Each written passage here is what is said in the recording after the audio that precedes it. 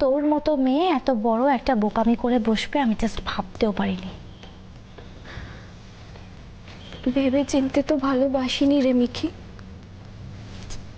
তাই ভেবে চিনতে ভুলটাও করিনি। ভেবে চিনতে যদি ভালোবাসতাম তাহলে তো ঋষির রিজেকশনের পর ওকে ফেস করতাম, ওকে চার্জ করতাম, এইভাবে পালিয়ে আসতাম না।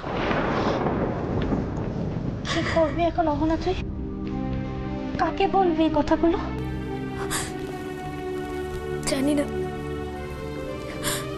তবে জানিস তো মিকি, এই বাড়িতে সবাই আমার খুব আপন, তো তাই আমার ব্যবহারে না অনেকে অনেক কিছু আন্দাজ করতে পারে।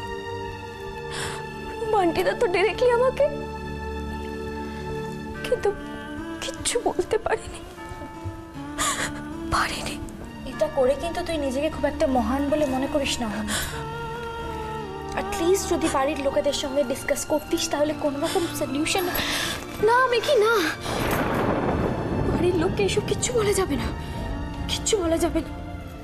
আমি চাই না যে আমার কারণে আমার বাবা মা আবার অপমানিত হোক, আমি চাই না। তাহলে এভাবেই ভয় পাবি তো তুই?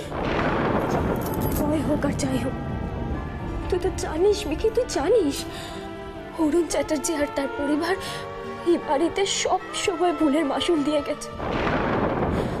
বান্টিদা, বরুণদা যে যাই করুক না কেন আমার বাবা মাকেই সাফার করতে হয়েছে। তাই আমি চাই না, আমি চাই না যে আমার জন্য আমার বাবা মা আবার অপমানিত হোক, আমি চাই না। এই কথাগুলো ওই রং স্টেপটা নেওয়ার আগে কেন ভাবিস তুই অহনা?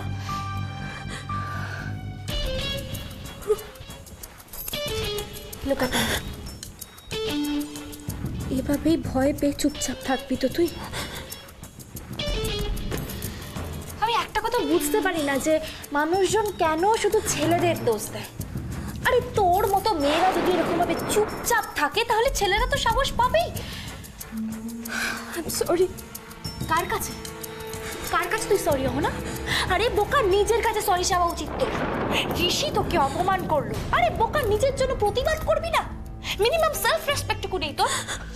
হারিয়ে ফেলেছি, আমি সবকিছু হারিয়ে ফেলেছি মিকি। আমার নিজের সেলফ রেসপেক্ট, স্ট্যান্ড নেবার সাহস, I have lost everything. You have to bring them back Ahana.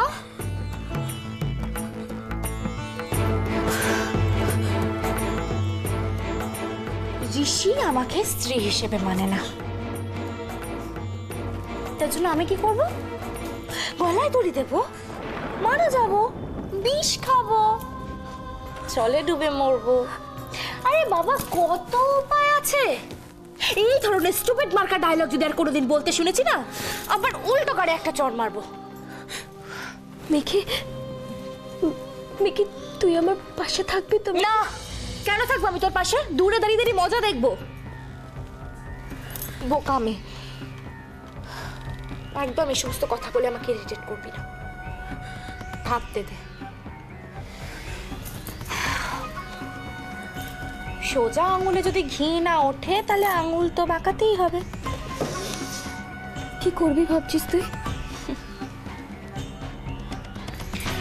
ঋষি যদি সোজা পথে তোর আর ওর রিলেশনের ব্যাপারটা স্বীকার করে না নেয় তাহলে ফোর্স করতে হবে। ফোর্স? কিন্তু কিভাবে হবে? এইসব কে করবে? মিকি চ্যাটার্জি। না মিকি, এবার তুই ছেলে মানুষই করছিস। তুই ঋষির কাছে যাবি না। তুই জানিস না ও খুব খুব খারাপ ছেলে, ও খুব খারাপ, ও অনেক কিছু করতে পারে। ও তোকে যে অসুখে যেই ওষুধ। রাগ প্রকাশ করে যদি ওকে আদায় করা না যায় তাহলে ভালোবেসে ঋষিকে আদায় করতে হবে।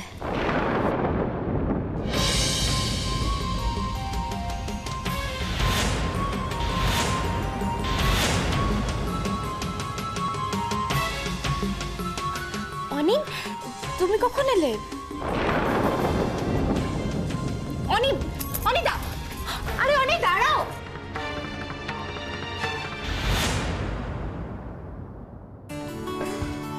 ও দিদি, সত্যি কথা বলবো, ভগবান যেন একদম আমার মনের কথা শুনেছে, জানো তো। যেরকম বৌমা চেয়েছিলাম দেবীকে ঠিক সেই রকম আমার কাছে পাঠিয়েছে। মেয়েটার মুখটা দেখে কি মায়া হয় বলো। আরে কি বলবো, সাত চরে রাগ করে না মেয়েটা, আর কাজ কমে তো একেবারে। বাবা, এখন থেকেই প্রশংসা একেবারে পঞ্চমুখ। আরে বাবা, দেবী তো আমার মেয়ের মতোই বলো।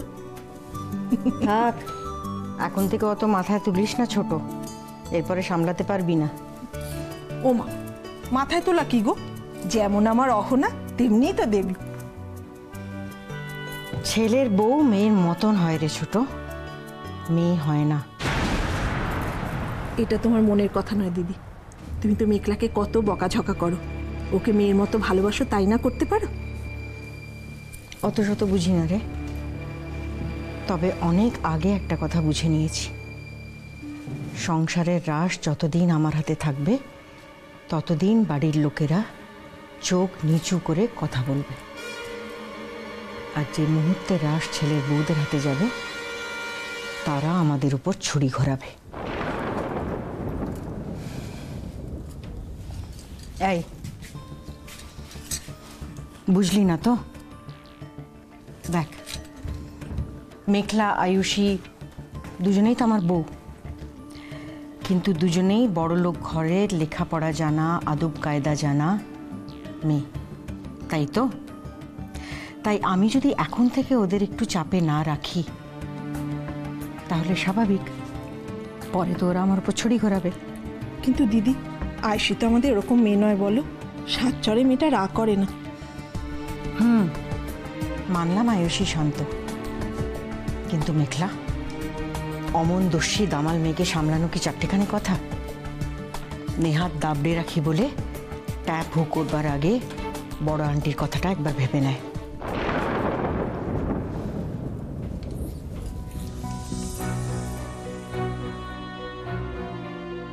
রাসটা না মাথায় না চড়তে দেওয়া, এসব তো কিছুই আমি বুঝতে পারলাম না।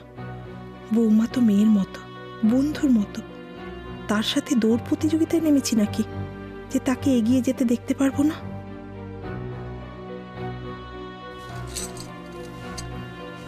আমার কথাটা শোন ছোট, দেবীকে শাসনে রাখিস, তা না হলে মেঘলার পাল্লায় পড়ে ওই গ্রামের মেয়েও দুদিন পরে তোর উপর ছুরি ঘোরাবে। না না দিদি, দেবী সবার কথা শুনে চলবে, ওই সব নিয়ে তুমি ভেবো না দিদি। কেন ভাববো না? এই বাড়ি, এই ঘর সংসার, এসবকে আমার নয়? অবশ্যই তোমার। তাহলে আমি নিজে থেকে কেনই কিছু করতে পারবো না এই পরিবারের জন্য? বসো ওখানে।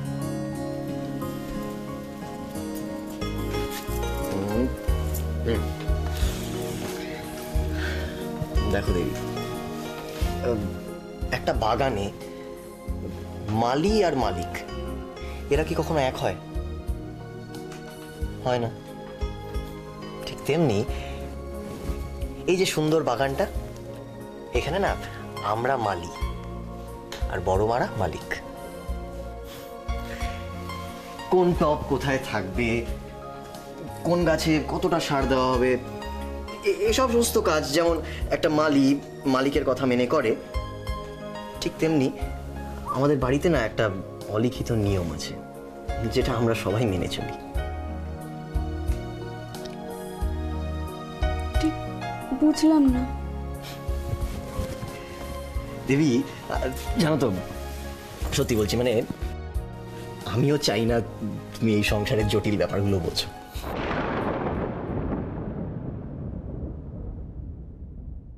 আমার একটা কথা দেবে দেবী?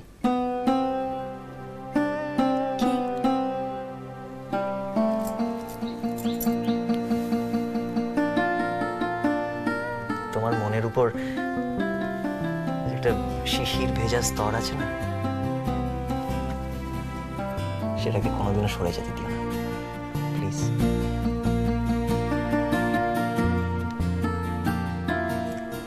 সেসব তো বুঝলাম, কিন্তু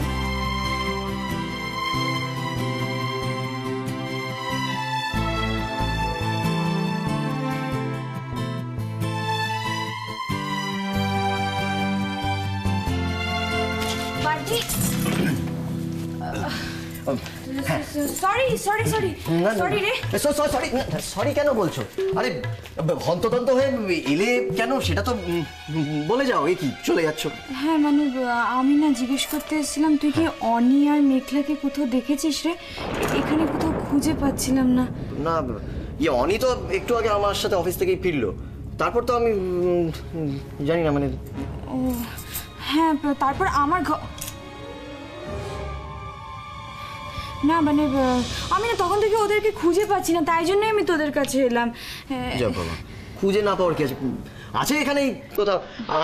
আমি যাচ্ছি, চলো দেবী, আমি আসছি। হ্যাঁ একটু চলো চলো দেখি কোথায় কি, কোথায় আবার যাবে সত্যি।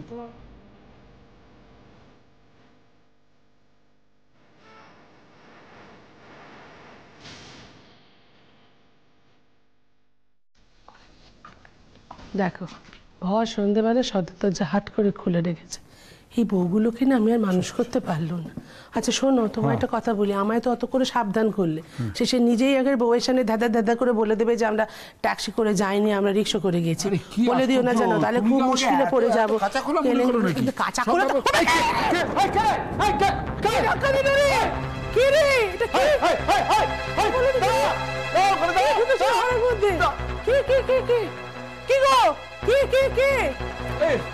এই দেখো, আরে এই তুমি তোমাকে এভাবে ধাক্কা মেরে গেল, তুমি ঠিক আছো তো? তুই আপদ, আমার আবার কি হবে? আমাকে লোকটাকে চিনতে পারলে? চিনবো কি? তুই ডাকলো করে সারাই জন্য দৌড়ে পালিয়ে গেল তো। দেখো দেখিনি কি কাণ্ড। তবে? শোন, হে ভগবান, বউ দুটো বাচ্চাটাকে নিয়ে একা অজয়, কি জানি ওদের কিছু হলো কিনা। অজয়, অজয় কোথায় গেলি? অজয়, তোমরা চলে এসেছো? কি রে, তোর কিছু হয়নি তো? হ্যাঁ, তোরা সব ঠিক ঠিক ঠিক ঠিক আছিস তো? তোর কিছু হয়নি তো? তোরা সব কি হয়েছে, কি হয়েছে মা? আর কি হবে মা? এই মেয়েটাকে নিয়ে পারে নাই। এই ঘর সন্ধ্যাবেলা তুমি সদর দরজা হাত করে খুলে রেখেছো কেন? হ্যাঁ, তুই জানিস এক্ষুনি কি হয়েছে? উষ্ণ মতো একটা লোক ঘরের ভেতর থেকে ধাই করে আচ্ছা আচ্ছা ঠিক আছে, একটু থামো না, একটু থামো না। অত ধমকাচ্ছ কেন? বেচারা মেয়েটা হয়তো কিছু জানেই না।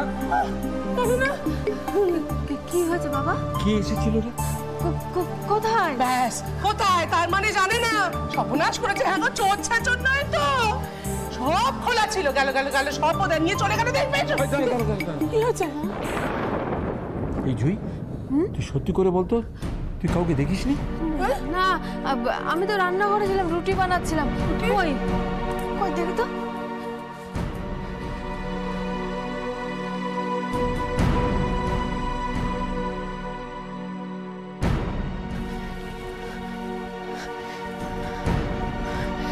দেখেছো, আমারই ভুল। সদর দরজাটা আমার ভেজিয়ে রাখা উচিত ছিল। আমি ভাবলাম তোমরা চলে আসবে, তাই।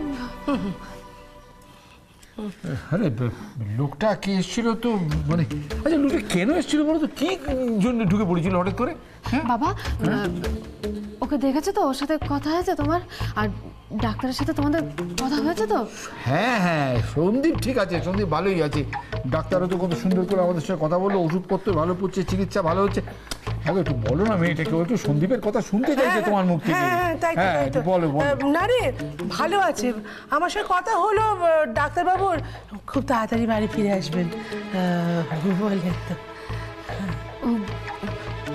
ও বাড়ি ফিরে এলে আমি বড় ঠাকুরের কাছে পুজো দেবো, মানত করেছিলাম তো। তাই হ্যাঁ হ্যাঁ, সে মানত করলে তো পুজো দিতে হবে, অবশ্যই দিবি। আমি তোকে সঙ্গে করে নিয়ে যাবো। হ্যাঁ হ্যাঁ রে জুই, আমার দাদু ভাই কোথায় গেল? তার গলা পাচ্ছি না তো। একটু আগেই তো ঘুমোচ্ছিল, এখন বোধহয় খাচ্ছে। তোমরা হাত মুখ ধুয়ে নাও, চা খাবে তো? আমি চা করছি।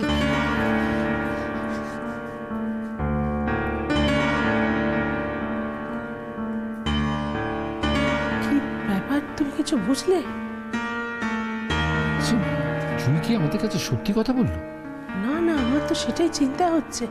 আমার তো খুব মনে হচ্ছে এটা আমাদের কাছে কিছু একটা লুকোচ্ছে। কিন্তু দেখো মানে সরাসরি তোকে জিজ্ঞাসা করতে পারছি না, কি করি বলো তো? এর মধ্যে আরো অনেক কাণ্ড হয়েছে, আমি তো তোমায় কিছু জানাই। কি কি কি? আজকাল জানো তো, আমি প্রায় দেখি দুপুরবেলা কাকে যেন মুখে মুখে একটা কথা বলে ফোনে। ওভাবে আমি দেখতে পাই না, ও চুপি চুপি কথা বলে ফোন রেখে দেয়। তারপরে আবার কি হয়েছে, মাঝে মাঝে আমাকে আজকাল বলে দুপুরবেলা যখন বাড়ি খালি থাকে তখন আমি মানে আমি একটু বেরোচ্ছি, বউ করে বেরোচ্ছি, আবার কানকুর বাদে ফিরে চলে আসছি। তুমি কিছু জিজ্ঞাসা করোনি? আসতে জিজ্ঞেস করবো না কেন, এটা এক আধবার জিজ্ঞেস করেছি আমি। তখন আমি বলি কি আমি দোকানে যাচ্ছি, এই তো এইটা নিয়ে ওটা আনতে যাচ্ছি, সেটা নিয়ে সেটা আনতে যাচ্ছি। না না, সে না হয় গেল, কিন্তু সত্যি যদি ওই জন্যই যাবে তাহলে যখন ফিরবে তখন তো হাতে জিনিসপত্র তো থাকবে, ওই সেসব তো কিছু থাকে না। তারপর আর একটা ব্যাপার, এই যে আজকেও যখন বুঝতে পারলো যে আমরা বুঝতে পেরেছি লোকটাকে, দেখতে পেয়ে লক্ষ্য করেছো কিলোমিটার হয়ে গেল। চুপ করো চুপ করো চুপ করো, এইসব নিয়ে কথা বলো না। কেন চুপ কর? চুপ করবোই বা কেন? আমার বাড়িতে কি সব হচ্ছে সেটা জানার কোনো ইয়ে আমার নেই। না ঠিক আছে? শোনো রোহিণী, কি? একটা কথা মনে রাখবে, জুই কিন্তু আমাদের মেয়ে, ওকে সন্দেহ করবে না। ওকে যে জিজ্ঞাসা করবো সরাসরি জিজ্ঞাসা করবো, দাঁড়াও না সন্দীপ ফিরুক, তখন জুইকেই জিজ্ঞাসা করবে। কিন্তু দোহাই তোমার, সন্দেহ করতে চেও না, কিন্তু সন্দেহ জিনিসটা খুব খারাপ, খুব খারাপ, একেবারে ঘুণ পোকার মতো, জানো তো, সমস্ত সম্পর্ককে একদম কুড়ে কুড়ে খায়। কি গো রোহিণী, আমার কথাটা বুঝতে পেরেছো তো? সে কি, এই বাড়ির সতীসাধ্যী বড় বউয়ের হঠাৎ হলো কি? বলছি তো কিছু হয়নি। তাহলে কেন ওরকম অ্যাংরি ইয়াং ম্যানের মতো ওখান থেকে চলে গেলে? আমি কেন, কখন, কিসের জন্য রিয়েক্ট করবো সেটা জন্য তুমি কি করবে? হ্যাঁ সাপ বাবা, আইওনি, আমি না তোমার বন্ধু। বন্ধুরও হয়তো কোনো একটা লিমিট থাকে মেঘলা, কিছু কথা আছে যেটা কেউ স্পেশাল কেউ বোঝে, বন্ধুর থেকেও স্পেশাল কেউ। মাঝে মাঝে লোকটা এমন কয়েকটা কথা, আবার চলে গেলে। আরে বাবা অদ্ভুত তো, স্পেশাল কেউই তো বন্ধু, আমার বন্ধুই স্পেশাল, আমার কাছে তো সবই এক। সেই তোমার কাছে সবই এক, তাই না? তাই জন্য তো তুমি ওই যাও মেঘলা, প্লিজ তুমি যাও এখান থেকে প্লিজ। অনি, আমি তোমায় কষ্ট দিতে চাইনি। প্লিজ তুমি যাও প্লিজ। অনি, তার আগে তুমি আমার দিকে তাকাও, ঘোরাও। তুমি আমার কোন বন্ধুকে টুকে কথা বললে গো? তুমি কেন এত ঋষিকে হিংসে করো? আমি কারোর নাম নিতে চাই না মেঘলা। সেই পলিটিক্যালি কারেক্ট কথাটা না অন্য জায়গায় গিয়ে বলো। হ্যাঁ, আমি কি করেছি বলো? আমি তো কিছু করিনি, করার মধ্যে আমি তো একটু ঋষির সাথে প্রেমই করেছি, বেশ করেছি, করবই তো। তোমার যা ইচ্ছে তাই তুমি করো, আমায় তুমি জবাবদিহি করছো কেন? হ্যাঁ, আমি তোমায় জবাবদিহি কোনোদিন কাউকে করলাম না, আমি হলাম প্রজাপতির মতো।